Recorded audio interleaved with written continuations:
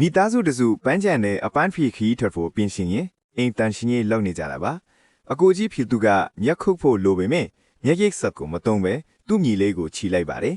ညီလေးကမျက်လုံးထဲကနေလေဆာတန်းတွေနဲ့ပြစ်ပြီးမျက်ခင်းကိုချက်ချင်းညီသွားအောင်ညှိပေးလိုက်တာပါ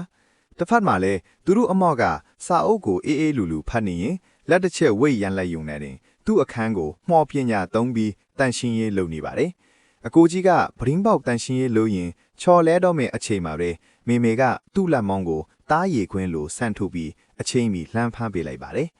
ဖေဖေကညီလေးကိုကားဆေးခိုက်တဲ့အခါမှာလဲစက္ကန့်ပိုင်းအတွင်းပြီးသွားတာပါ